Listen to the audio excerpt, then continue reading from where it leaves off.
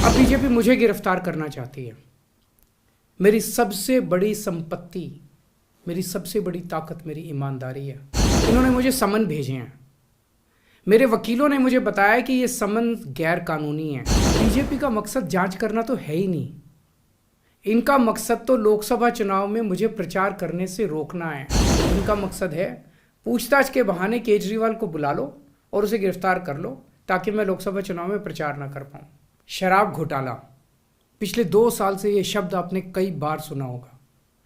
2 साल से बीजेपी की सारी एजेंसीज कई रेड मार चुकी हैं, कई लोगों को गिरफ्तार कर चुकी हैं, लेकिन अभी तक एक भी पैसे का हेरफेर कहीं नहीं मिला। कहीं से एक भी पैसा नहीं मिला। अगर भ्रष्टाचार वाकई हुआ है तो इतने करोड़ों रुपए गए कहाँ? क्या सारा पैसा हवा में गायब हो गया? सच्चाई ये है कि किसी तरह का कोई भ्रष्टाचार हुआ ही नहीं। अगर होता तो पैसा भी मिलता।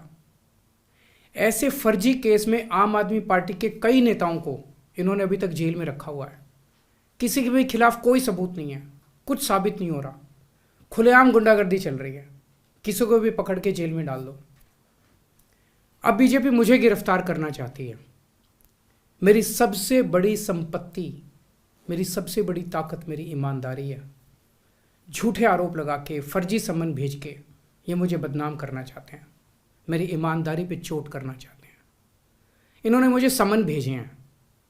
मेरे वकीलों ने मुझे बताया कि ये समन गैर कानूनी है। क्यों गैर कानूनी है? ये मैंने इनको विस्तार से लिख के भेजा है। मैंने बताया है कि उनके समन कैसे गैर कानूनी है, लेकिन उन्होंने मेरी एक भी बात का जवाब नहीं दिया।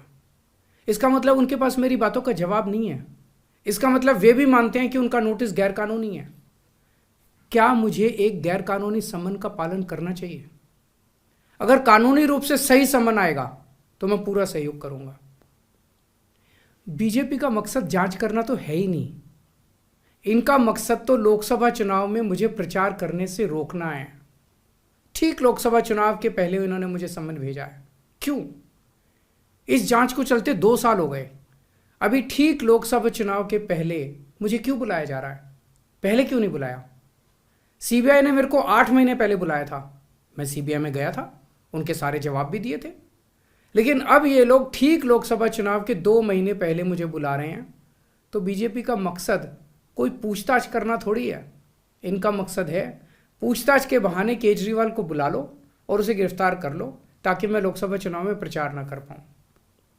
आज बीजेपी भ्रष्टाचारियों को नहीं पकड़ रही, बल्कि खुलेआम ईडी और सीबीआई का इस्तेमाल करके दूसरी पार्टियों के नेताओं को तोड़ के बीजेपी में शामिल करवाने का काम किया जा रहा है।